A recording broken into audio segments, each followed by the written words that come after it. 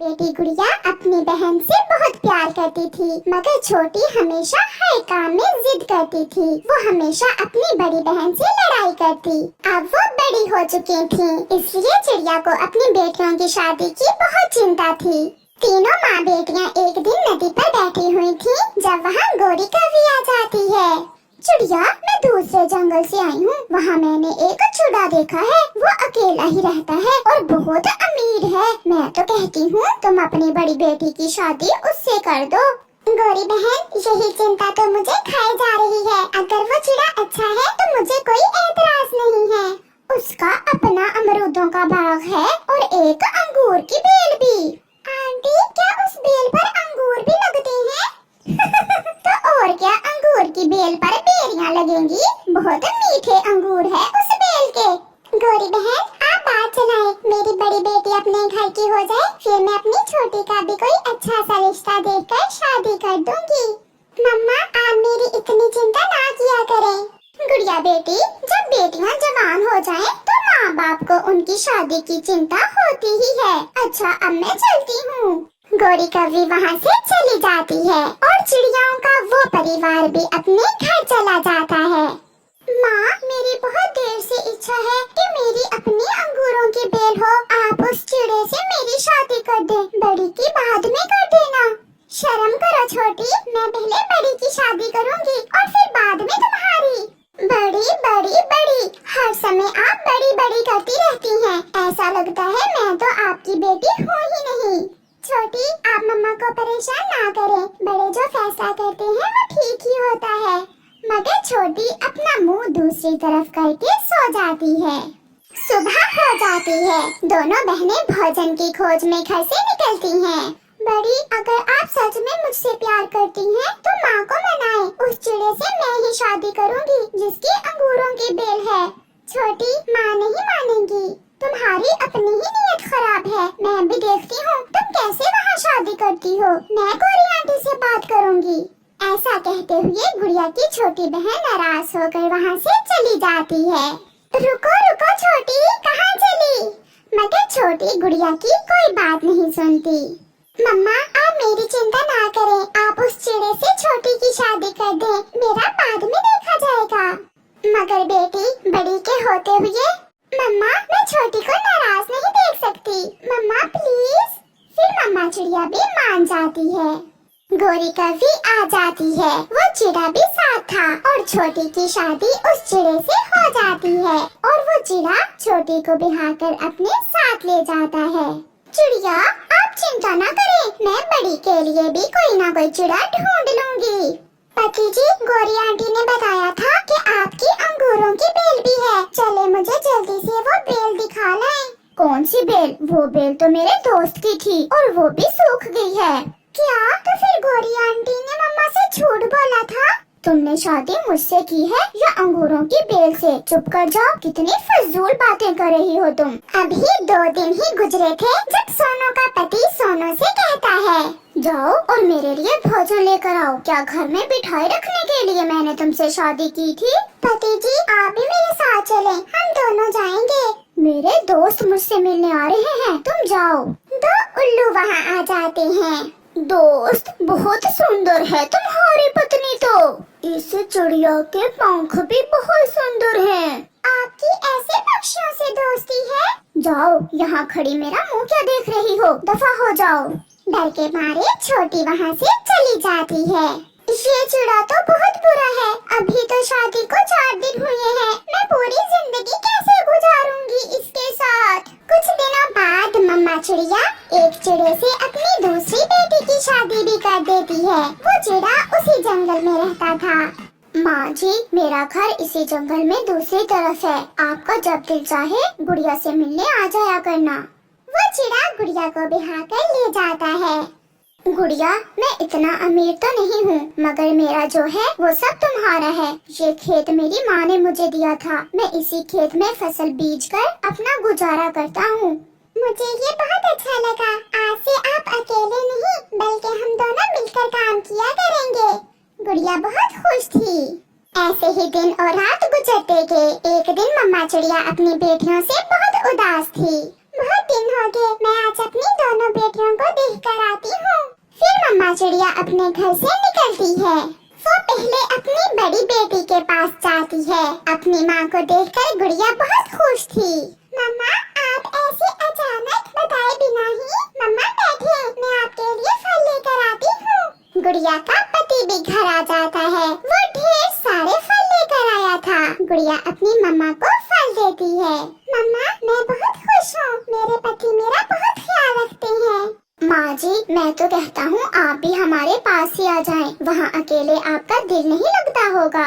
जीते रहो बेटा, मैंने सारी जिंदगी उस घर में गुजारी है, अब उसे छोड़ना मुश्किल है मेरे लिए। बड़ी, अब मैं चलती हूँ, मुझे छोटी से मिलने भी जाना है। मम्मा, मेरा भी छोटी से बहुत दिल उदास है, मैं भी आपके साथ चलती हूँ। फिर गुड़िया और उसकी मम्मा वहाँ से उड़ती हैं। सोनू घर के बाहर बैठी हुई रो रही थी। क्या हुआ मेरी बच्ची, आप रो क्यों रही हो? सब ठीक तो है? अपनी माँ को देखकर सोनू अपनी माँ के गले लग जाती है। माँ, मेरे पति बहुत बुरे हैं, वो मुझे हर रोज मारते हैं।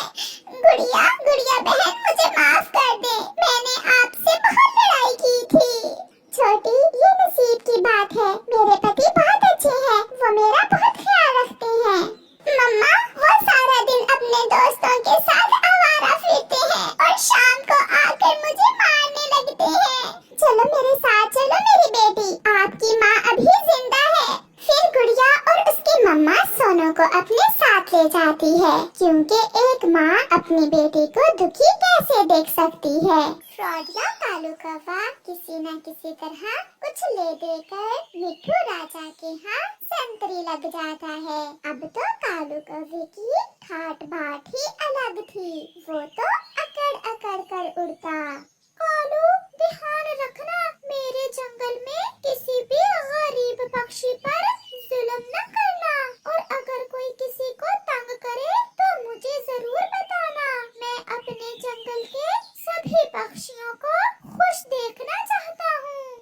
राजा जी, आप चिंता न करें, अब आ गया है ना कालू कौवा। मैं कोई साधारण कौवा नहीं हूँ, मैं पक्षियों का बहुत ध्यान रखूंगा, और अगर कोई किसी को तंग करेगा तो तुरंत आपको आकर बताऊंगा।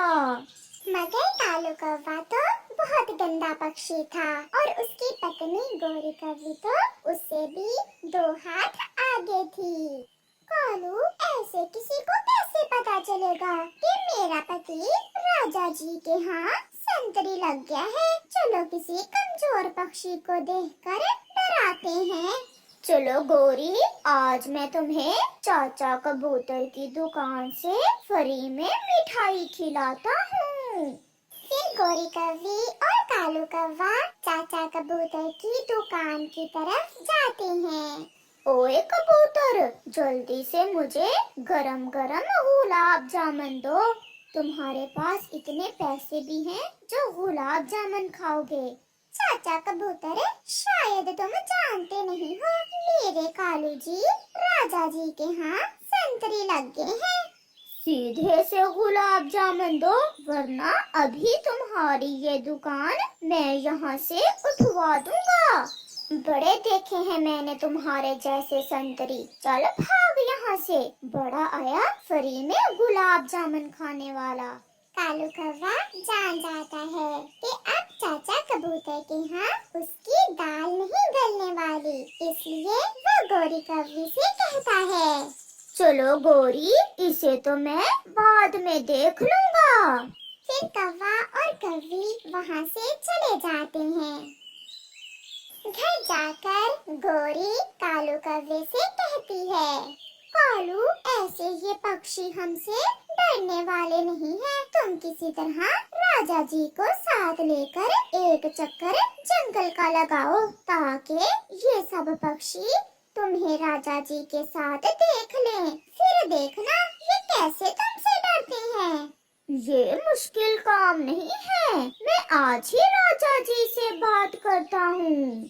फिर कालू कौवा तोते राजा के पास जाता है और कहता है, राजा जी चले, आज मैं आपको सारे पक्षियों के घर दिखाता हूँ।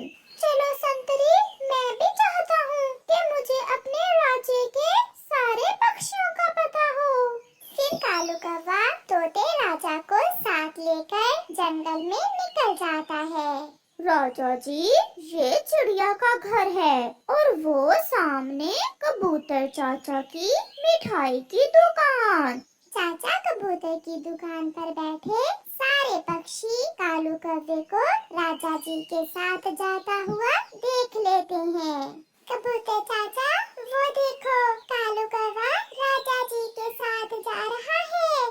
मुझे पता है, वो राजा जी के पास संतरी लग गया है। हमारे राजा जी बहुत अच्छे हैं, वो सबके साथ न्याय करेंगे। ऐसे राजा जी को देखकर सब पक्षी बातें कर रहे थे। फिर दूसरे दिन कालू कौवा और उसकी पत्नी मुफ्त में भोजन खाने का कोई नया उपाय ढूंढते हैं। कालू, तुम चिड़िया के पास जाकर उसे डराओ।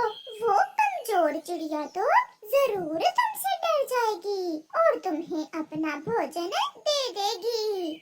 अब तो पूरे जंगल को पता चल गया है कि मैं तोते राजा का संतरी हूँ। मैं अभी चिड़िया के पास जाता हूँ। फिर कालू कौवा छोटी चिड़िया के घर जाता है। चिड़िया, राजा जी का आदेश है कि जंगल में भोजन की बहुत कमी है और जिस पक्षी के भी पास एक से ज्यादा बच्चे हैं उन्हें मार दो। ये सुनकर चिड़िया की तो जान ही निकल जाती है। नहीं नहीं कालू भैया, कालू भैया था मैं पहले, अब मैं तोते राजा का संतरी हूँ। कालू भैया संतरी जी, ऐसा कैसे हो सकता है? मेरे बच्चे तो केवल 2 दाने ही खाते हैं और 2 ही तो बच्चे हैं मेरे। तो फिर मुझे खुश करो, मैं राजा जी से तुम्हारी सिफारिश कर दूंगा। वो कैसे संतरी जी? तुम्हारे घर में जो भोजन है उसमें से आधा मुझे दे दो। चिड़िया करती भी तो क्या, कौवे संतरी ने उसे डरा ही इतना दिया था। ले जाए संतरी जी, जो चाहे ले जाए, मगर मेरे बच्चों को कुछ मत कहना। फिर कालू कौवा चिड़िया के घर से सारा दाना एक थैले में डालकर ले जाता है। मम्मा, जंगल का राजा तो अपने राज्य की रक्षा करता है, फिर राजा जी ऐसा कैसे कह सकते हैं? बेटी, हम गरीब पक्षी हैं, राजा के आदेश के आगे हमारा क्या जोर। अच्छा हुआ जो कालू संतरी भोजन लेकर मान गया, मैं फिर से भोजन जमा कर लूंगी। तो फिर कालू, चिड़िया तो बहुत रोई होगी सुनकर। ऐसे ऐसे रो रही थी वो चिड़िया। जब मैंने भोजन मांगा तो चुपचाप आधा भोजन चिड़िया ने मुझे दे दिया। अब तो हमें किसी और के पास जाने की जरूरत ही नहीं है, हम हर रोज चिड़िया से ही भोजन लेकर खा लिया करेंगे। जब कालू संतरी तोते राजा के पास जाता है तो राजा जी कालू कौवे से कहते हैं, संतरी कौवे, मेरे जंगल के सभी पक्षी खुश तो है ना? राजा जी, सब बहुत खुश हैं। अब आपको जंगल में जाने की कोई जरूरत नहीं है। मैं आपको पूरे जंगल की रिपोर्ट दे दिया करूँगा। तुम ये भोजन ले जाओ और जंगल के गरीब पक्षियों में बांट दो। ये सुनकर कालू कौवा बहुत खुश होता है और भोजन लेकर सीधा अपने घर जाता है। राजा जी ने गरीब पक्षियों को देने के लिए ये भोजन दिया है। तो फिर सबसे ज्यादा गरीब तो मेरी माँ और भाई हैं। मैं अभी ये भोजन अपनी माँ को दे आती हूँ। इस पर कपड़ा डालो, कोई देख ना ले। फिर कालू की पत्नी गोरी कौवी थैले पर कपड़ा डालकर वो भोजन अपनी माँ को देने चली जाती है। ऐसे ही दिन और रात गुजर गुजरते गए। कौवा हर काम गलत करता और अपना संतरी होने का नाजायज फायदा उठाता। एक दिन तो वो चिड़िया से मीठा फल भी छीन लेता है। राजा जी ने कहा है कि मीठा फल पूरे जंगल में केवल कालू संतरी ही खा सकता है। ले जाए संतरी कौवे, ये फल आप ले जाए, मगर मेरे बच्चों को कुछ न कहना। कौवा वहाँ से चला जाता है। अपनी दुकान पर बैठा कबूतर चाचा ये सब देख रहा था। वो चिड़िया के पास जाता है। चिड़िया, वो कौवा तुम्हारा फल क्यों छीन कर ले गया? चिड़िया कबूतर चाचा को सारी बात बताती है। वो झूठा है, एक राजा ऐसा नहीं कर सकता। वो मेरे पास भी गुलाब जामुन लेने आया था, मगर मैंने तो उसे भगा दिया। तो फिर वो मेरे बच्चों को मारने वाली बात भी झूठ बोल रहा था। चलो हम राजा के पास जाकर उन्हें सारी बात बताते हैं। मगर कबूतर चाचा। चिड़िया, डरो ना, तुम मेरे साथ चलो। फिर चिड़िया कबूतर चाचा के साथ तोते राजा के पास जाती है और चिड़िया तोते राजा को सारी बात बताती है। राजा जी, हम गरीब पक्षियों का जीना हराम कर दिया है आपके संतरी कौवे ने। ये सब सुनकर तोता राजा बहुत गुस्से में, जल्दी से कौवे संतरी को बुलाओ। उल्लू तुरंत जाकर कालू कौवे संतरी को बुला लाता है। राजा जी के पास चिड़िया और कबूतर चाचा को बैठे देख कालू सब समझ जाता है। कालू संतरी, क्या जो चिड़िया ने कहा है वो सच है? राजा जी, ये सब मेरी पत्नी ने मुझसे करने को कहा था, मुझे माफ कर दें।